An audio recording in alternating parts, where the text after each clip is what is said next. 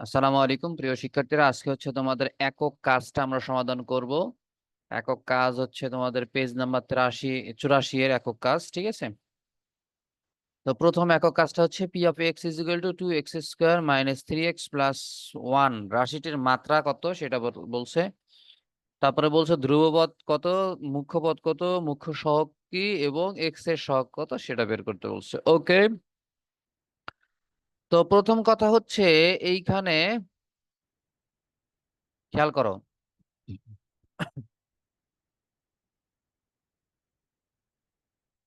প্রথম কথা হচ্ছে এইখানে বলছে যে একটা বহুপদী রাশি দেওয়া আছে এবং রাশিটির মাত্রা কত, মাত্রা নির্ণয় করতে বলছে। তো প্রথম কথা, মাত্রা কি জিনিস? মাত্রা হচ্ছে এই যে বহুপদী রাশিটা আছে, এই রাশির যে চলকগুলো দেখতে পাচ্ছ এক্স এক্স, এই চলকগুলোর সূচকের যোগফল, মানে এক্স এর পাওয়ার 2 যোগ হচ্ছে এক্স এর পাওয়ার 1, তার মানে 2 এবং 1 যোগ করলে 3।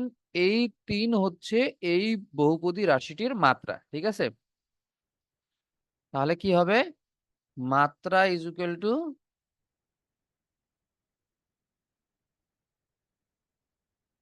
মাত্রা সমান সমান 2+1, ঠিক আছে?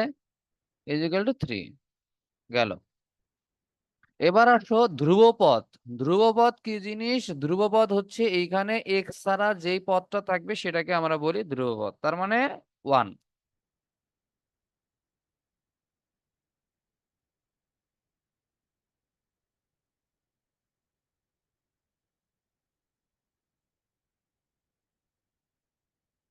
ধ্রুবপদ সমান সমান হচ্ছে 1। এরপরে বলছে মুখ্য পদ। মুখ্য পদ কোন জিনিস? চলকের যেইখানে পাওয়ারটা বড়, চলকের যেই পাওয়ারটা বড় তার সামনে যে সংখ্যাটাকে সেটাই হচ্ছে মুখ্য পদ। তাহলে মুখ্য পদ লিখবো এবার, হ্যাঁ, সরি, মুখ্য পদ জিনিসটা এবং মুখ্য সহগ একটু ভুল হয়ে গেছে। মুখ্য পদ কি জিনিস? যেটার পাওয়ার বেশি সেটাই হচ্ছে আমাদের মুখ্য পদ। তার মানে মুখ্য পদ হবে হচ্ছে 2x²। 2x², ঠিক আছে? যেইটার চলকের পাওয়ার বেশি ওই পদটাই হচ্ছে আমাদের মুখ্য পদ, কেমন? তাহলে 2x²। এবার আসো মুখ্য সহগ। মুখ্য সহগ হচ্ছে যেটার পাওয়ার বেশি তার সহগটা হচ্ছে মুখ্য সহগ, তার মানে এখন আমরা লিখবো মুখ্য সহগ।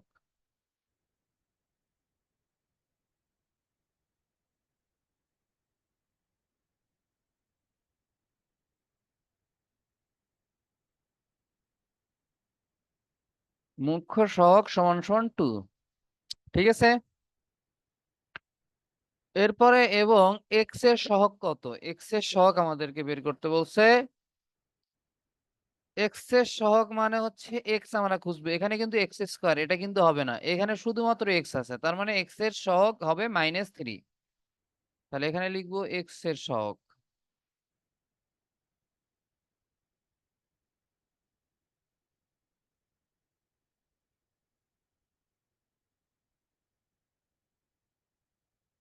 এক্স এর সহগ সমান সমান -3। তাহলে আমাদের উত্তর হয়ে গেছে আশা করি, ঠিক আছে? ওকে, আমাদের সমাধান হয়ে গেল, কেমন?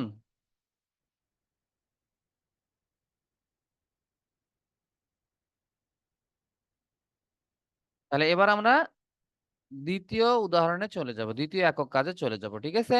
দ্বিতীয় একক কাজ বলছে যে P of x is equal to একটা বহুপদী রাশি হইলে তবে পি অফ 0, পি অফ 1 এইটা সবগুলা নির্ণয় করতে বলছে, ঠিক আছে? আমরা করি তাহলে, চলো। প্রথমে হচ্ছে পি অফ এক্স কত দেওয়া আছে? 5x³ minus 3x plus 1। ওকে,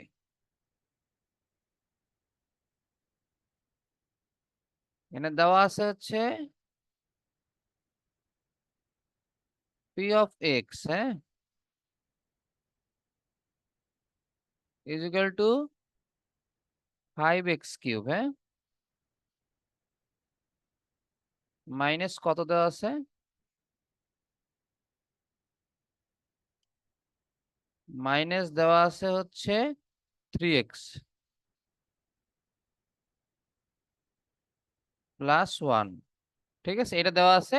তো পি অফ জিরো আমরা বের করব। পি অফ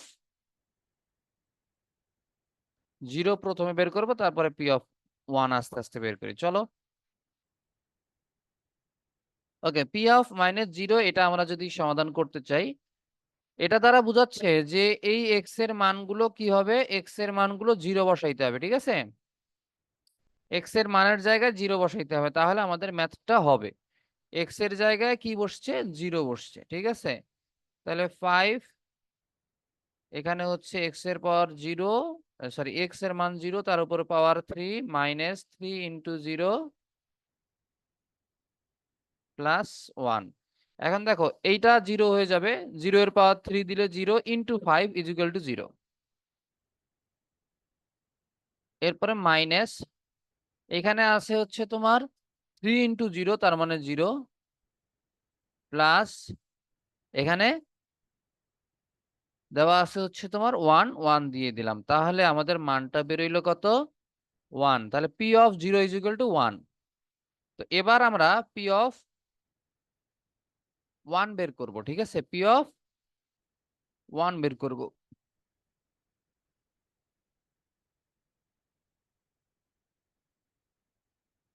ওকে, এবার আমরা বের করতেছি পি অফ 1, ঠিক আছে। তার মানে এক্স এর জায়গায় শুধুমাত্র আমরা বসাবো হচ্ছে আমাদের 1।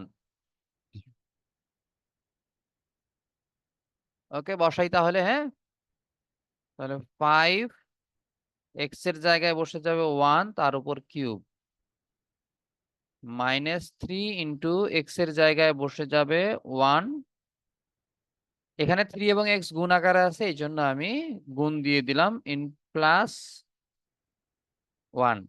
তাহলে দেখো এখানে 1 এর পাওয়ার 3 মানে হচ্ছে 1 ইন্টু 5, তার মানে এখানে 5, মাইনাস 3 একে 3 প্লাস 1, ঠিক আছে। এখন একটু যোগ করো, 5 আর 3, 5 থেকে 3 বিয়োগ করলে থাকে 2 যোগ 1, 3। 5 থেকে 3 বিয়োগ করলে থাকে 2, তার সাথে 1 যোগ করলে উত্তর হবে 3, ঠিক আছে। আশা করি তোমরা বুঝছো। তো এরপরে কি বের করতে বলছে সেটা আমরা দেখি। এরপরে বের করতে বলছে P of minus 1, P of 2। Okay, P of minus 1 আমাদেরকে বের করতে বলছে।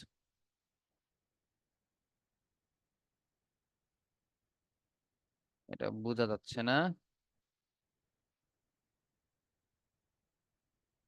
এটা হচ্ছে পি অফ মাইনাস 1। এটা যদি আমরা বের করতে চাই, তাহলে এক্স এর মান আমাদেরকে বসাইতে হবে -1।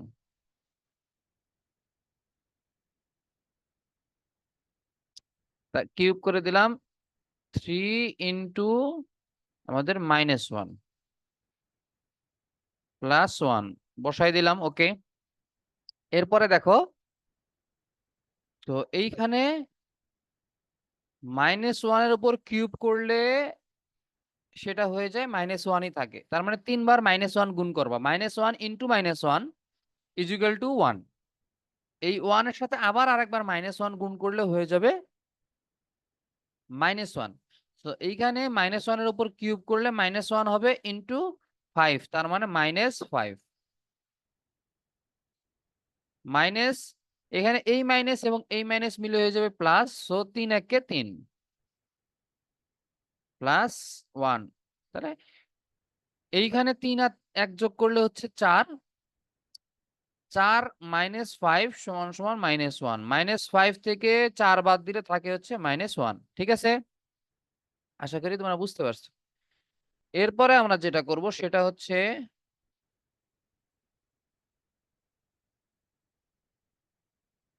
পি অফ 2 আমরা বের করব না, 2 তোমাদের কাছ থাকবে, পি অফ হাফটা আমরা করব, হ্যাঁ। পি অফ হাফ মানে হচ্ছে আমাদের এক্স এর মানটা হাফ বসায় দিতে হবে।